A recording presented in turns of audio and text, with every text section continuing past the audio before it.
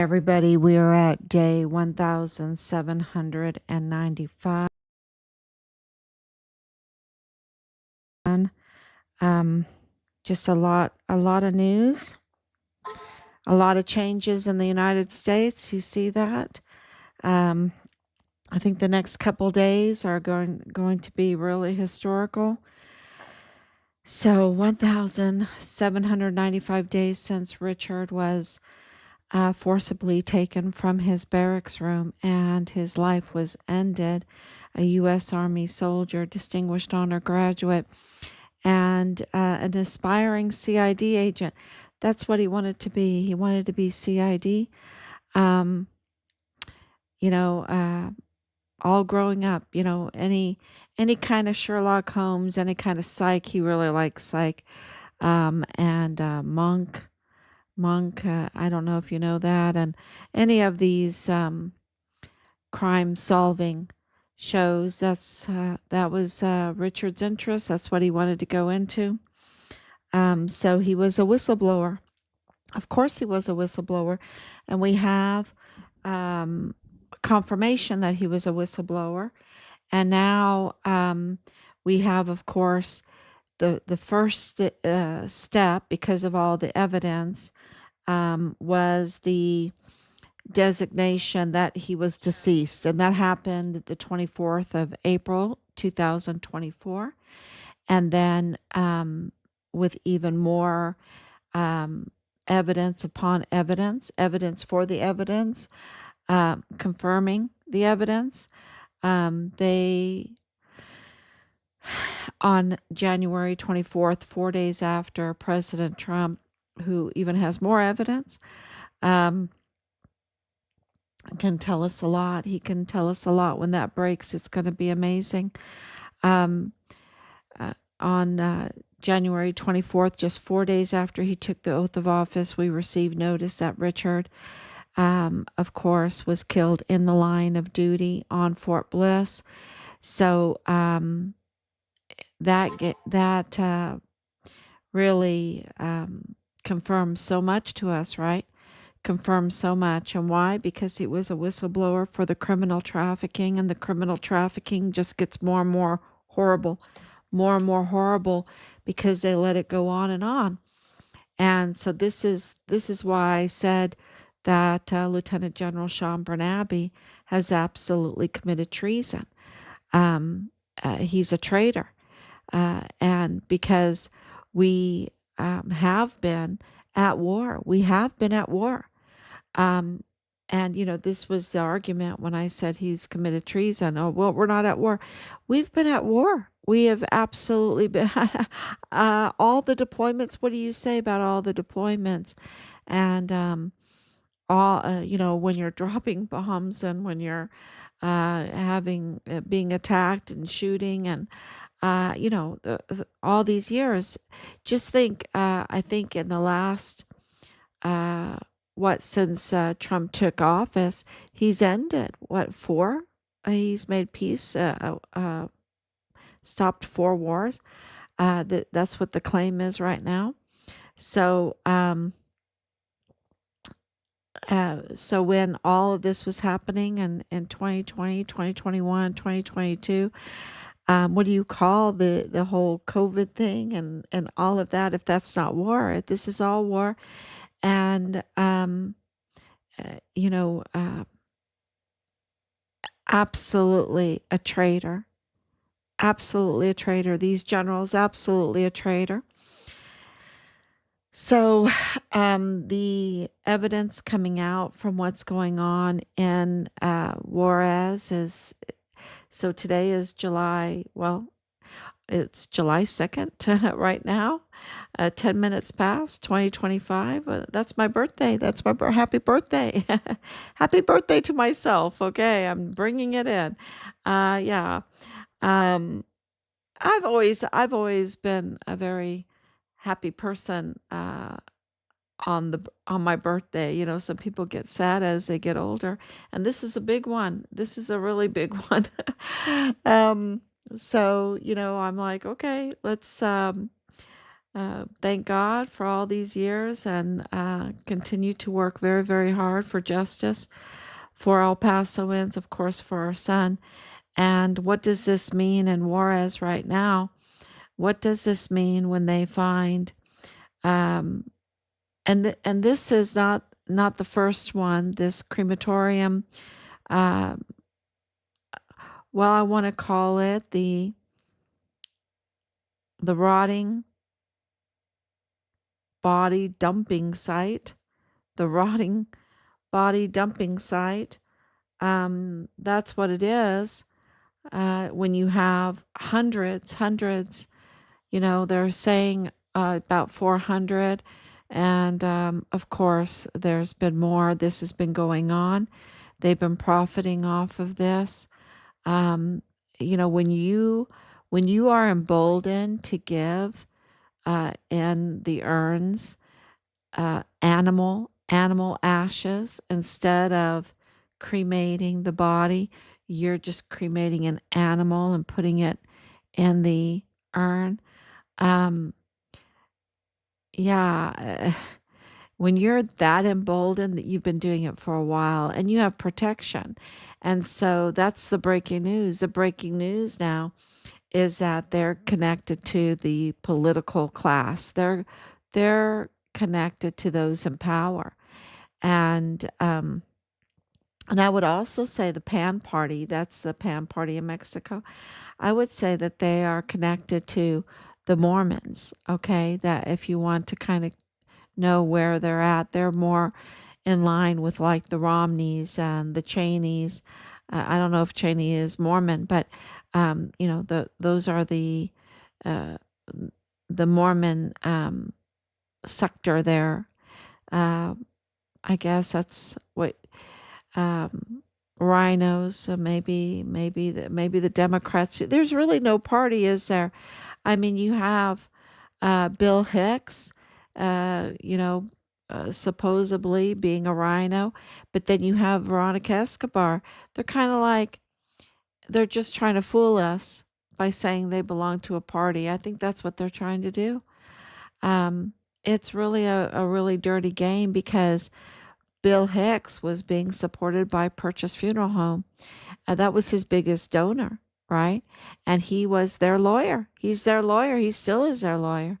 And this is all connected to funeral homes, funeral businesses, and of course, the criminal trafficking is absolutely part of it. And of course, the weapons are absolutely part of it, and the drugs are absolutely part of it. And when you have the organ trafficking part of it, it just gets worse and worse, right? It just gets worse and worse, and we're waiting to hear about all the things that they found. These individuals in uniforms, and you have to be very careful what you read in the newspaper because they twist and turn, whatever they can. But we know that they found remains in uniform still, which is like what? Um, and the word is that there's no really identification on these bodies, which normally there would always be identification if you're shipping bodies, right? And did these bodies come from the U.S.? Did they come from funeral homes in the U.S.? Um, that's a big question. And then, of course, the dog tags were, hearing that they found dog tags. We'd like to know about those. And so it's been a really, really busy day trying to figure out what's going on over there and, of course, in the politics. But I can tell you this, there's a crackdown going on. There's an absolute crackdown, a political party crackdown. There's a crackdown on the governor there in Chihuahua. There's a crackdown on where is Carlos um, um, Salos, Manuel Salos, right? Salas. Where is Carlos Manuel Salas? He's the AG. Where is he?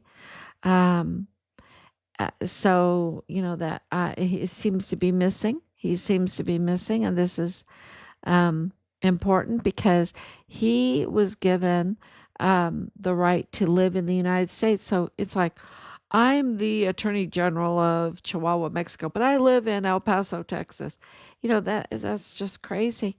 That's just, can you imagine if President Trump is like, I'm the president of the United States, but I'm living here in Canada, or I'm going to go live in Russia, or I'm going to live in China, or I'm going to live in. No, he's the president of the United States. Um, and he lives in the United States. Why is that not odd to hear that Carlos Manuel Salas lives in the United States when he is such a very powerful political individual, prosecutor that's not prosecuting? You can see that he's not prosecuting. Um, and he's allowed to live in the United States. He's given that visa through our State Department, right? Through our consulate there.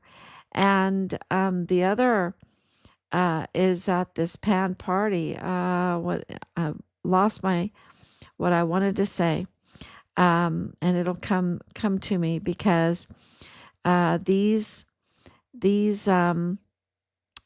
crematoriums, right? Uh, they have an owner. They have absolutely an owner that seems also to have connections in El Paso. And he, at the beginning, they didn't even arrest him, right? And I posted on that. They didn't arrest him. And now, because of pressure, you see, because it's getting in the media, there's pressure that they now are detaining him. Um, we'll see. It's all going to be on the pressure, the political pressure. And that comes from the media. The media has to report on the story. And now we're seeing AP, many, many different outlets reporting on this story. So, and that is going to absolutely cause pressure to get to the bottom of this and to get justice and hold these people accountable for having hundreds of corpses um, piled on each other. I mean, come on, that's sacrilege. So that is, and last night was pretty emotional live stream.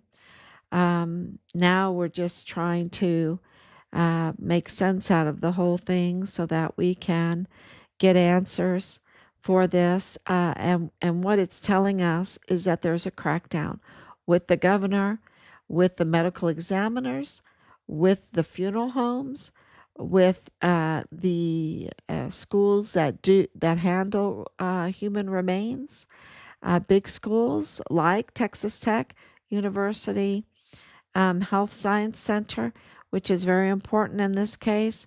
Um, you know, there's a lot of questions here on who did what and who was allowing the transfer of remains across the border.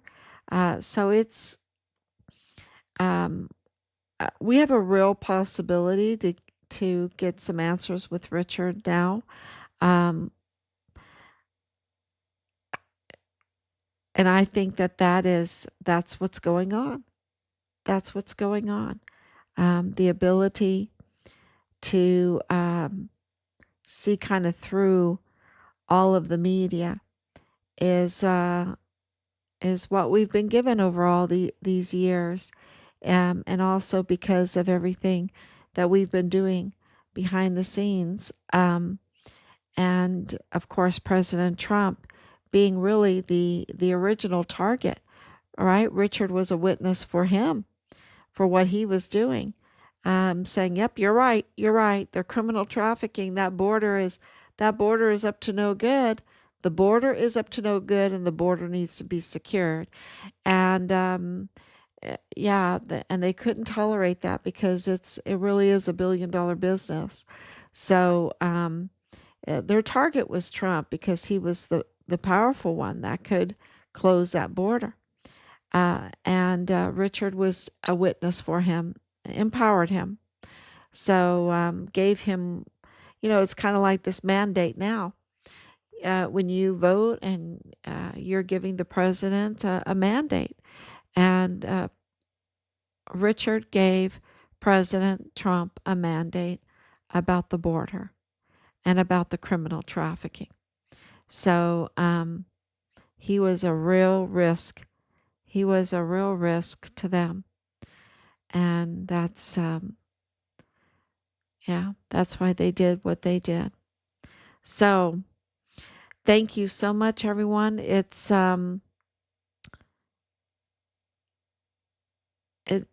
you have any information, especially if you had loved ones that you thought were being cremated and you had some shady things going on in El Paso, like we know with Purchase Funeral Homes, there's a lot of shady things. We know that they had control over the Walmart mass shooting victims, and there's shady things in the autopsy reports. We know that Mario Raskin Ortiz is illegal and unqualified and is very shady. He's been doing a lot of shady things. We know that Bill Hicks is, just partners with Purchase Funeral Homes. We know that he's connected to Amber Chase. Amber Chase is Mortuary Affairs. Same with Noosa. Noosa's brother is Mortuary Affairs, and others. There's others that are part of all of this. So, uh, yeah, just trying to organize that to put it up. Um, we realize that this is a crackdown on the political establishment in Mexico, and so it is coming. It is coming to El Paso. So if you know something, I'm telling you, the time has come for you to speak out. So thank you so much. Please share this, and I will be back tomorrow, God willing.